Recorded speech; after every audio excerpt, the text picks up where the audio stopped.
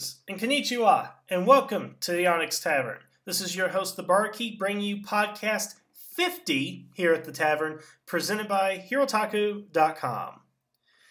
Raptor, 50 podcasts. What do you think? Man, it's weird thinking that not so long ago I ran into you at Taco Bell and noticed your Black Ranger shirt, and that led to a discussion about Power Rangers, which led to our disagreement about RPM, and here we are. Yes. Now, we've actually done more than 50 podcasts, but we're not counting all those other specials and all that. Those were specials. So yeah, but this is a special podcast nonetheless, and we've come up with a broad-spanning topic. Hopefully we won't talk for an hour on this, but there is a lot to go ahead and say. Now, Raptor, when people watch Power Rangers, there is this perception that the team that comes next is always more powerful than the previous team. Yes. That Zeo, you get Mighty Morphin, and then Zeo's more powerful. Then you get stronger than before. Yeah, but after Zeo, then Turbo is more powerful. And then when you got Turbo, Space is more powerful, and so forth and so forth. There was a great FAQ on rovang.org that I recall, and I shared this anecdote with you earlier, where it was asked, what is the most powerful Megazord ever? And he had two answers. He had his simple answer and the real answer. The simple answer is the current one. And the real answer is, I believe he said Super Zeo Ultrazord. But the point of that is people believe that Power Rangers get more powerful as they progress. Mm-hmm. I don't necessarily believe that. What do you think? I completely agree. And I think there is no more evidence of that than when you look at Zeo versus Turbo. Yes, and we'll get into that because what we're going to discuss today is we're going to talk about basically the four classifications of power sets in Power Rangers and how they relate to each other, and what we think, based on that structure, is the weakest Power Ranger series, or the weakest Power Ranger team, let's put it that way, and the most powerful Power Ranger team. Now, what we're doing, and Raptor, we got this list from Ranger Strike, which, for those of you who don't know, Ranger Strike is a battling card game that predates the Power Ranger card game right now in Japan. And when they would organize it, they would actually organize all their cards into 5 separate categories, the 5th being for the villains. Oh, gotcha. But we're just going to use the 4 hero categories. Those categories are Mystic Arms, Over Technology, Earth Technology, and Wild Beasts. Now, Raptor, can you go ahead and just explain to everybody which each of these mean? Okay, so Mystic Arms, that is primarily magic-based powers, and mystical techniques was, I think, what the wiki said. Yeah, specifically like ninjutsu and abilities like that. Yeah, so that is able to include some ones that we'll get into shortly. Yeah, magic and ninjas is basically what this category... Mystic techniques, just because of some other things. Yeah, that's what that category is. Over technology is technology that is beyond Earth, present-day Earth. So this consists of teams that have powers that are alien in nature or from the future. Yes. Then in Earth technology, that's when the powers and equipment are developed in the present day on Earth with no outside influence. And typically by humans. By humans, yes. Yes. And the last? Wild Beasts. This is when the team derives its power from animals or creatures. Or nature, in some cases. Mm-hmm. Now, here's the thing, Raptor, and I want to make sure everybody understands this disclaimer. These categories were specifically made for the Sentai teams. And you can go into Ranger Wiki and look them up and see what teams fall under what categories. And we'll put a link for that. Yeah. Now, there is no categorization of Power Rangers in there. Yeah, that was not carried over into the card game. Yes, because they're 2 separate card games, actually, is what it is. Ranger Strike is not what the Power Rangers action card game is. So yes. They were two completely different ones. Mm-hmm. So what Raptor and I have decided to go ahead and do is we've categorized each Power Ranger series based on our understanding of the powers. And something to keep in mind, if you look at the link and look at how the Sentai teams are classified, there will probably be a few that are in where the Power Rangers team is in a different category than the Sentai team. Exactly, because there are separate origins for powers in each Power Ranger series. Sometimes they're similar, sometimes they're very different. Yeah, and let's start with this example before I actually list everything. So we've classified Power Rangers in space as over technology because it comes from outer space. Yes. Hence the title. But Sentai Mega Ranger, that's listed as Earth technology because the powers in Mega Ranger were developed by an Earth scientist. Yeah, INET. Yes. Yeah, so there will be discrepancies in that regard. And there are a couple here that we had to fudge, I guess, in a way, because you can kind of go either or. A lot of these could logically fall into multiple categories. Yes, but we just kind of make a clean list of where things would go primarily. So I'm going to go ahead and read you guys off the list. We'll discuss a couple things, and then we'll get into what we feel are the most powerful. And least powerful. Exactly. So under Mystic Arms, we have categorized the Alien Rangers, the Zeo Rangers, Ninja Storm, Mystic Force, Samurai, and Megaforce. Now, and actually, while we're on Megaforce, we have not categorized Super Megaforce yet because we don't know exactly the origin of the super mode upgrades. Exactly. For over technology, we have classified that as Turbo, Space, Time Force, and SPD. Earth technology, Lightspeed Rescue, Operation Overdrive, and RPM. And under Wild Beasts, Mighty Morphin, Lost Galaxy, Wild Force, Dino Thunder, Jungle Fury.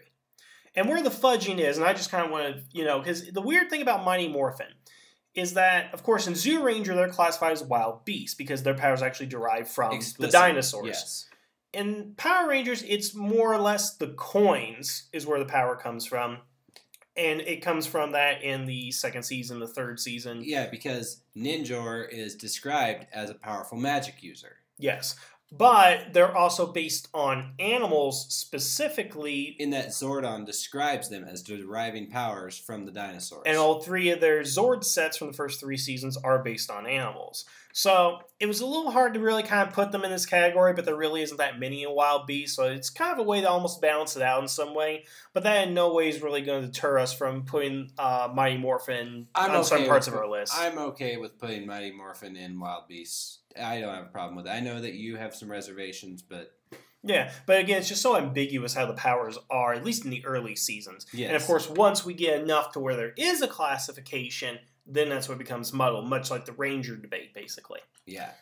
Now, Raptor, just based on this list, and not the specific teams, but based on the four different groupings here, what do you think would be naturally the most powerful? Magic. Yeah, I mean, I don't even know why we're having this debate because I agree the same way too. Because there is something about magic that, throughout fantasy films, throughout even science fiction, just like magic typically is more powerful. It defies the physical world. And it seems to have a limitless potential, especially in Mystic Force, that the other power sources cannot match, especially Earth technology. And let's take this in the context of other things. I mean, take a look at, for example, Justice League. What's Superman's one weakness besides kryptonite? It's magic, yes. Exactly. That's why Scorpion is able to fight him in DC versus Mortal Kombat. And in the Marvel Universe, Doctor Strange is described as one of the most powerful characters in the Marvel Universe, even if he does suck in Marvel vs. Capcom 3. So that's two video game references of two different companies and, four different companies, four different franchises. So get a lot jam-packed in just a couple of sentences. Now, Raptor, with that, of course, what do you think is probably the weakest of the technologies? Earth technology, because, first of all, it is inherently limited by Earth, by the limitations of the present. And the thing is, I completely agree, because the weird thing about Earth is that whenever you watch movies, we always come up against aliens with superior technology. The technology of alien races outside Earth is always superior to what's on Earth, and that is true in Sentai, and that is true in Power Rangers. Even in Star Trek, humans invented the warp drive, but then after that, they had a lot of stuff essentially handed to them. And the Vulcans by aliens. already had the warp drive. They had developed it independently before us. Yeah, they were just waiting for us and stuff. So it's almost part of human... I wonder if fallacy is the word I'm thinking of here, or just like... human experience, I don't know. To be behind. We're always a step behind. And even in the case of these power classifications, we're behind nature. And so that's to suggest that our modern world is limited and disconnected. There you know, philosophical on me.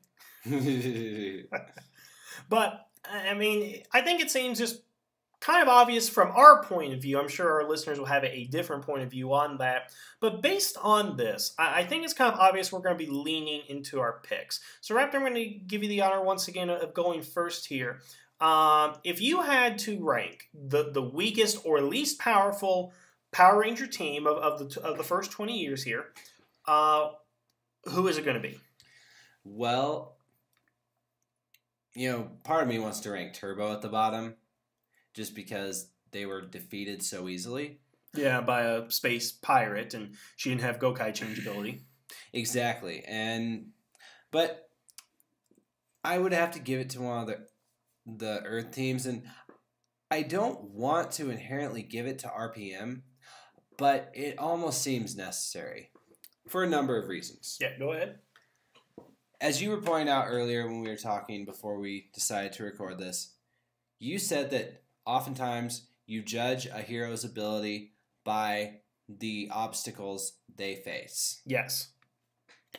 The RPM Rangers are fighting an Earth-based threat. Yes. Out of the entire series, the only threat that's entirely Earth-based without any sort of help from mystic arts, the future, evil aliens, whatever. Yeah, because RPM has the distinction of it being a man-made threat, literally, or in this case, woman-made threat. Mm-hmm. And for the most part, Vengix uses advanced technology, but it's still Earth technology. Yeah, because we have no indication. Yeah, here, let me go ahead and put it this way. I agree with RPM as well. And this has nothing to do with my feelings on the series. It's just looking at it as a whole. Because first of all, RPM is really in a vacuum. Because we know that it is in a separate continuity from other Power Rangers. So we can't necessarily say that Mighty Morphin came before, that Time Force will come after it. So you have to look at it as a standalone. And that being the case, look at what is there and what's available. We have no indication that this series had alien contact prior to this period, or if aliens exist in this universe, which I doubt that's the case, but it does not seem like they would have access to that.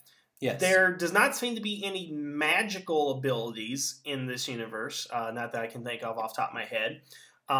There is indication that at least one line of dialogue that the Paleomax, at very least, was based on dinosaur DNA. So it has a similar history to Earth. Yeah, it has a similar history, but again, it's missing the wondrous magical things and the amazing space things, and I guess. To be honest, Clash of the Red Rangers could be taken as further evidence to support what you just said. Because Dr. Cog is seeking the magic waters of the Sanzu River. Yes, because if they did exist in RPM universe, why would he go to the other universe? There could probably be something that didn't require dimension hopping. Exactly. But I think looking at it as a vacuum, without knowledge of obtaining powers from other locations and all that, plus again, RPM is really, it's scrounging material. The Zords and the suits may look pristine, but that's really based on the footage and the production and the fact values. That they're new. Exactly. But the idea that these are things, first of all, developed by an 8-year-old, which as much as I like Dr. K, you have to remember. Quickly cobbled together, because consider that 2 of the Rangers on the team are just prototypes. Yeah. And then the fact that, again, they should have a much larger fleet of Zords than what they have. I know 12 is an unwieldy number when you think about it, but if it's the end of the world, their arsenal is constantly being upgraded and added onto. Yeah, but again, they're limited to very, very limited resources. But it's not like they can go scrounge up the Zeo crystal or some perpetual energy source to power themselves. They are connected to the Morphin Grid, and I know that fudges it a bit to the realm of probably mystical or over technology, but the Morphin Grid is a completely different subject to get into at a later time. But that being said, we could be completely wrong. We could see that the RPM is just as powerful as the other Rangers, because consider that next season, the Super Mega Force Rangers will occasionally harness the power of the RPM Rangers. Yes. And that's going to help up a number of questions which we can't really answer here today. But I do want to go back to what we were saying about their enemy, because here's the thing. I'm willing to give Operation Overdrive and Lightspeed Rescue a little bit more leadway as far as being more powerful than RPM. Because if we're going to stick Earth technology at the bottom, that puts Lightspeed Rescue and Operation Overdrive towards the back end. But Lightspeed Rescue is fighting mystical demons with technology. And overcomes them. And wins them. And then Operation Overdrive is fighting magical forces, or at least humans with magical abilities in Furious and Moltor. Space aliens in Miratrix, Camdor, and Fear Cats. Yeah, they're fighting multiple sources, and they're still... And they overcome them all. Exactly. And RPM, while they do overcome... It's not the...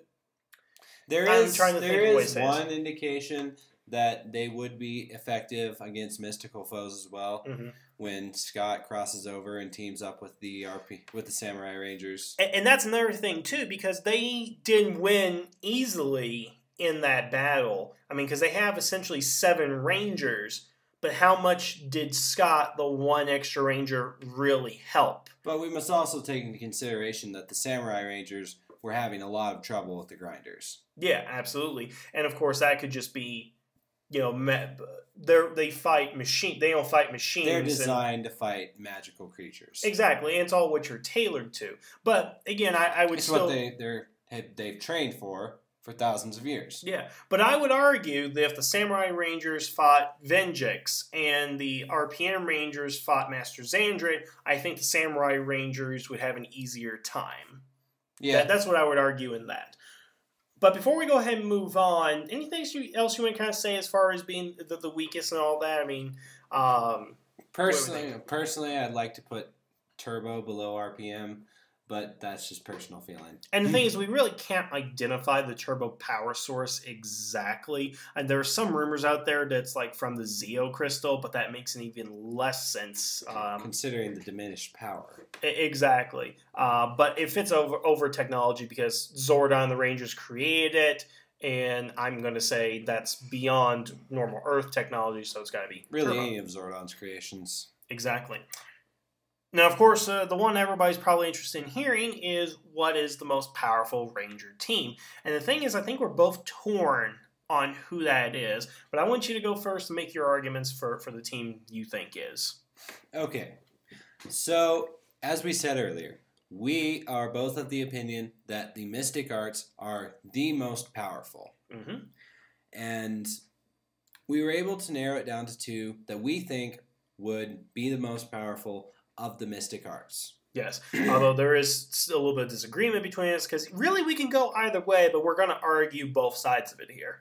Yes. And to us, it came down to Zeo versus Mystic Force. Yes. So, Raptor, I want you to argue for Zeo. All right. I'm of the opinion that Zeo would be the most powerful. First of all, because of their power source. In that the Zeo crystal is said to be ever expanding in power. Yes. And we see that expansion in power over the course of the season. Yeah, the Rangers get more powerful. They can barely hold their own against Mondo's forces to begin with. Then he has the Damocles sword, and they destroy him. And then by the end of the series, when he doesn't have the Damocles sword, they can still defeat him without much problem. Exactly. I mean, it's just like every encounter, it becomes easier for them. Yeah. Exactly.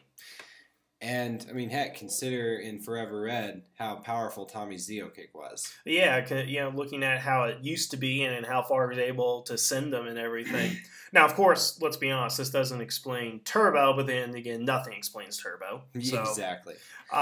Also, the Zeo Rangers had experience probably the most experienced team.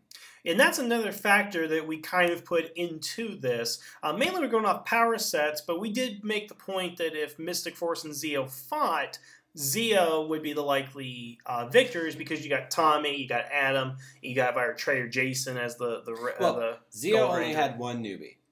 That was Tanya. Tanya, yes. Everyone else was a ranger with years of experience. Or at least 1 year of experience in Catherine's case. Yeah, with at least a year of experience under their belts. Yeah, and Mystic Force comes in, bunch of, they're all newbies.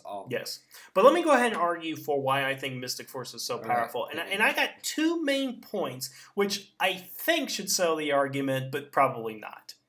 1, they can create things out of nothing using magic. The moment you can create pizza out of nowhere, I'm sorry, you gotta be very powerful with that. I don't see any way around it.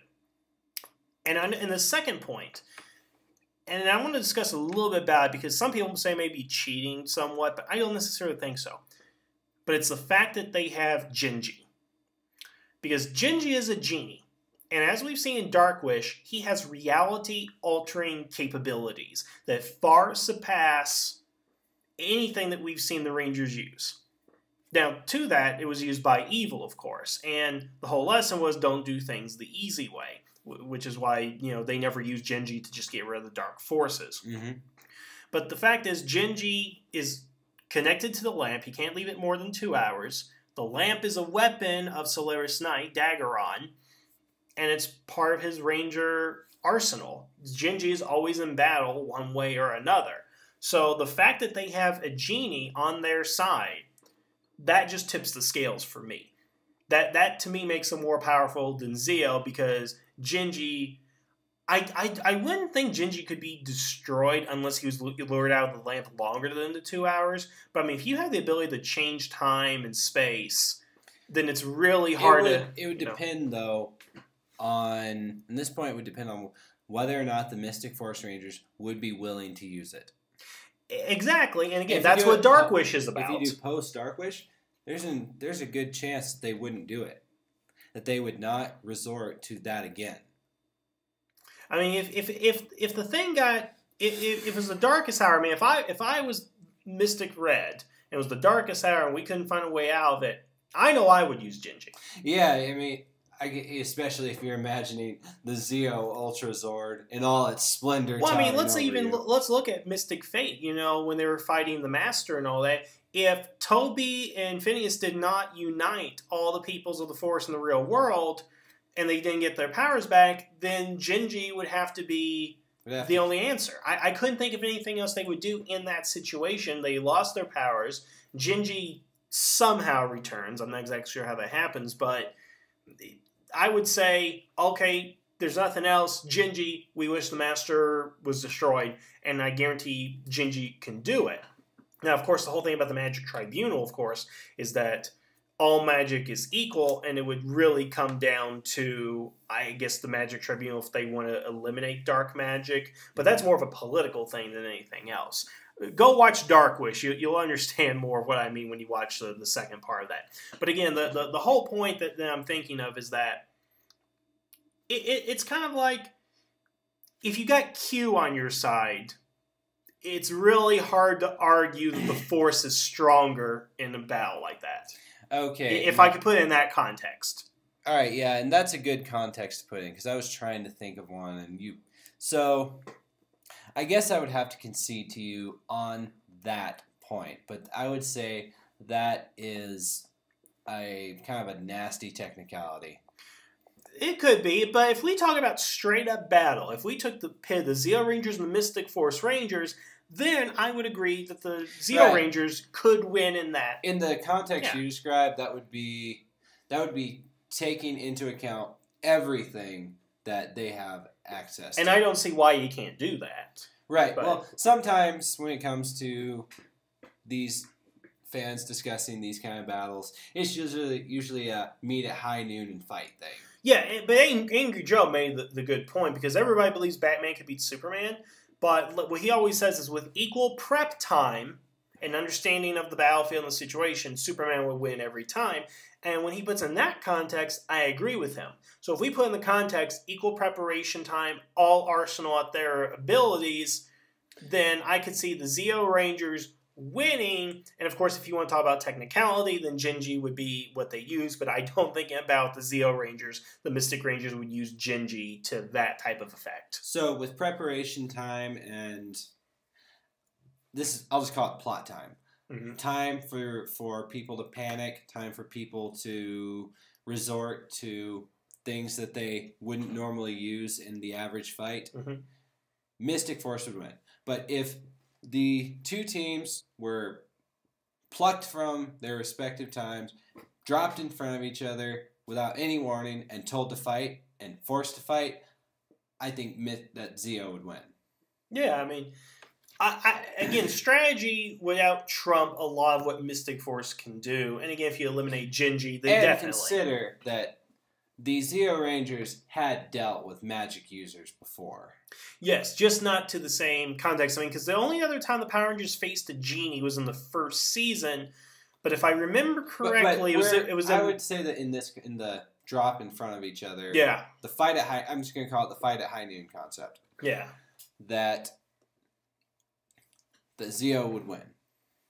Yeah, I mean, I can definitely see that. If not just because they probably have the magical strength to not be caught completely off guard by the Mystic Force Rangers' magic, mm-hmm. and that they would be superior fighters.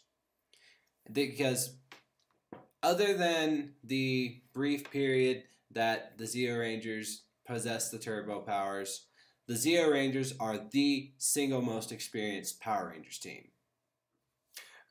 Yes, I mean, because at that point in history, I mean, the most experience would probably be once you reunite all the Mighty Morphin Rangers, but we're not talking about that. Longest continuous experience. Yeah, because yeah, I mean, other than, unless you counted, like, the veteran Rangers, but amongst them, they only got 5 years of experience. I mean, from once a Ranger. Right, but yeah. even them, the only one that I would put that argument in for is Adam. Because like, you saw 8 years of experience. 5, whatever. I'm not good at math. Right, and if you consider the other ones, because Kira only had 1 year before she was brought back into the fold. Same thing with Tori, etc. Yeah, I mean, a lot of different things, but I mean, like, I know how, like, they always go, like, football coaching staffs. Well, we have 60 years of experience, and 40 of them belong to this one coach. I mean, stuff like that, but you know what I mean. Well, Raptor, I think we've kind of made our cases pretty clear. And what I'm curious to know is what everybody else thinks as far as the most powerful Ranger team. Because the thing about Power Rangers is that there's a lot of loyalties in a lot of certain shows. And a lot of people are going to lean towards those more than anything. And it's hard to be objective. Right. It's what I call the ultimate power dilemma. Each Ranger, at each point in a Ranger team, they unlock a weapon that is the ultimate weapon. Yes. Whether it be the Mighty Morphin Ultrazord, or the Samurai Gigazord, or the Ninja Storm Ultrazord. It's always the ultimate power of its season. And this comes up when you pit characters of one franchise against another. Mm-hmm. And when one character wields an ultimate power and another character wields an ultimate power, how do you decide who wins? Yeah, because I'm sure that was the big issue with the amalgam comics between DC and Marvel, because, it's hard to put, like, say, Superman. Who'd Superman go against in that? The Hulk. Yeah, I mean, that's kind of hard because you can argue either way. The perfect example, have you ever watched the show Death Battle? I have seen a couple of episodes, yeah. Their single most controversial episode. A lot of them had, a lot of them made some people mad, but the one that was the most controversial was Goku from Dragon Ball Z versus Superman. Oh, that death battle. Okay, then yes, I remember that. Both were the absolute ultimate powers of their universe, and there's no way to debate one ultimate power versus another. And so, to bring it back to Power Rangers, I'm sure that an impassioned fan of, say, one of the seasons that we either put in the middle or put at the bottom could make the argument that there's that they would be more powerful or higher up. In fact, I would love it if someone made an argument for the Wild Beast teams, or made an argument for the Over Technology teams, or even made an argument for the Earth Technology teams. Yeah, I mean, I would definitely like to see somebody stand up and defend Operation Overdrive as being the most powerful team, because that's an argument I would like to hear, because Operation Overdrive gets too much flack. Yeah, Operation Overdrive just gets shit on for everything. Yes. But Raptor, I think this was a very successful episode. I always love it. We have different things to go ahead and talk about, and ranking is always fun. I always enjoy that part of it, too. I'm glad that we didn't try to put all of them in order. Yeah, because that's good. That would take a lot of research and a lot of time. It would have gotten really muddled in the middle. Exactly, very unruly too. So, did you break something? Nope, it's not broken. All right, good. Well, we'll go ahead and end it with that. Raptor, thank you for joining me. It's great to be here. I don't know how many episodes of the 50 you've been in. I'm sure once YouTube gives me back my old videos, then I will be able to count. Yeah, I will make a count of your appearances. But thank you for joining me again. Thank you guys for listening. Again, I'd like to hear what you guys have to say in the comments, so please leave them. Otherwise, enjoy your evening, and the tavern is now closed.